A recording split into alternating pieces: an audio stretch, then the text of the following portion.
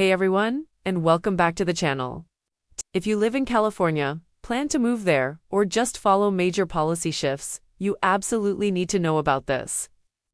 We're going to break down exactly what this law is, who it impacts, and what you need to do to prepare.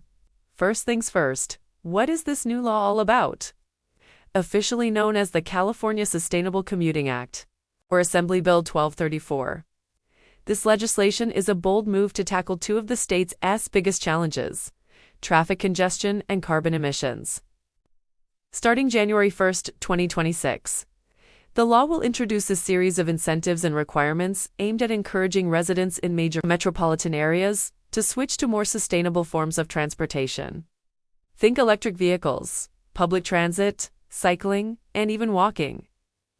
The core idea is simple: make greener options the easiest and most affordable choices for daily commutes. This isn't about forcing everyone to give up their cars overnight. Instead, it has a carefully designed plan to reshape how we think about getting from point A to point B. Anyone who's been stuck in rush hour traffic on the 405 or the Bay Bridge knows exactly what I'm talking about. So, who is directly affected by this?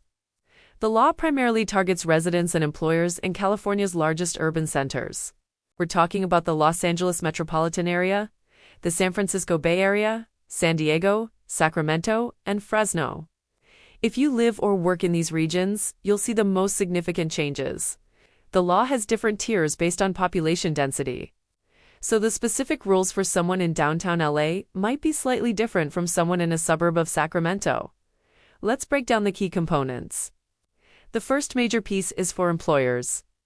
Companies with 50 or more employees will be required to offer a sustainable commute benefits package. This could include things like subsidized public transit passes, a monthly stipend for employees who bike or walk to work, or providing secure bike parking and on-site showers. The goal is to make it easy for employees to choose a green commute.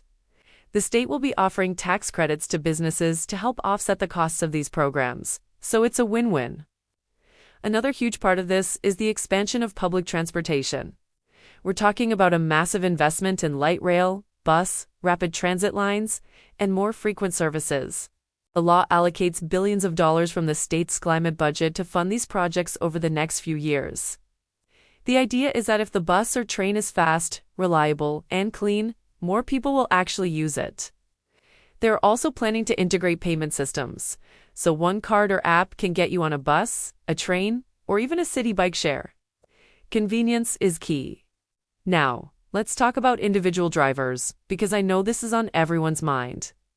The law introduces a pay-as-you-drive pilot program in certain high congestion zones. This isn't a statewide vehicle miles traveled tax, to be clear. Instead, it's a more targeted approach. During peak rush hours, driving a single-occupancy gasoline-powered vehicle in designated downtown areas might incur a small fee. The revenue generated from this will go directly back into funding local transit improvements and road maintenance. Electric vehicles, carpools with 3 or more people, and motorcycles will be exempt from these fees. The goal is to encourage carpooling and the switch to EVs, not to penalize drivers unfairly. And speaking of electric vehicles, the law supercharges the state's existing EV rebate programs. Starting in 2026, the California Clean Vehicle Rebate Project will see a significant funding boost. The rebates will be restructured to provide larger incentives for lower and middle-income families, making EVs more accessible to everyone. They're also funding a massive expansion of the public charging network. The plan is to have fast charging stations readily available along all major highways and within every community, eliminating that range anxiety that many potential EV buyers worry about. What about those who live in more suburban or rural areas outside of the main metro zones? While the initial rollout focuses on urban centers, the law includes provisions for future expansion. For now, residents in these areas won't see requirements like congestion pricing. However, they will still benefit from the expanded EV rebates and the growing charging infrastructure, making it easier for everyone in the state to transition to cleaner transportation if they choose to. The state recognizes that a one-size-fits-all approach won't work, and the plan is designed to be flexible. So what do you need to do to prepare? If you're an employer in one of the designated areas, now is the time to start researching your options. Look into what it would take to set up a commuter benefits program. The California Air Resources Board, or CARB, will be releasing detailed guidelines and resources for businesses in the coming months. Start talking to your employees, survey their current commuting habits, and see what incentives would be most appealing to them. If you're an employee, have a conversation with your HR department. Ask them if they're aware of the new law and what the company plans to do. This is also a great time to explore your own commuting options. Could you take the train 1 or 2 days a week? Is there a safe bike route to your office? You might be surprised at what's already available. Use an app like Google Maps to check out public transit or cycling times for your commute. If you're considering buying a new car in the next couple of years, this law should definitely be on your mind.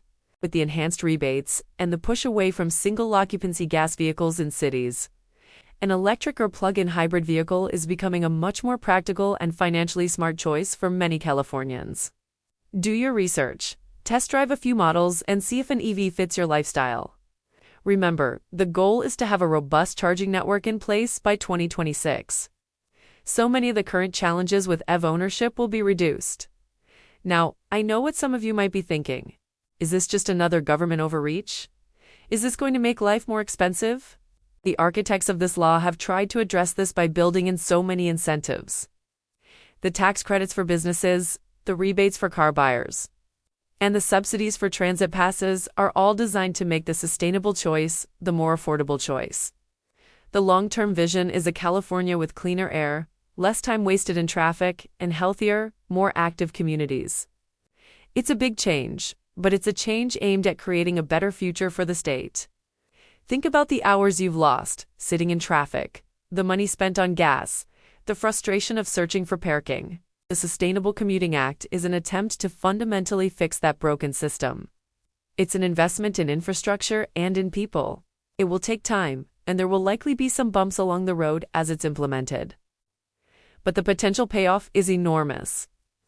Imagine cities where streets are safer for pedestrians and cyclists, where the air is cleaner to breathe, and where you can get to work or see friends without automatically reaching for your car keys. That's the California this law is trying to build. To recap, the California Sustainable Commuting Act, starting in 2026, will require large employers in major cities to offer green commute benefits. It will fund a massive expansion of public transit. It will introduce targeted congestion pricing in specific downtown areas to encourage carpooling and EV use. And it will significantly boost rebates and charging infrastructure for electric vehicles, especially for lower-income households. This is one of the most ambitious pieces of environmental and transportation legislation in the country, and the rest of the nation will be watching to see how it plays out. It's a complex law, and we've only scratched the surface today. We'll be doing follow-up videos, diving deeper into specific aspects, like the employer requirements and the new EV rebate structure. So make sure you're subscribed so you don't miss those. What are your thoughts on this new law? Are you excited about the changes, or do you have concerns? Let me know in the comments below. Thanks so much for watching, and I'll see you in the next video.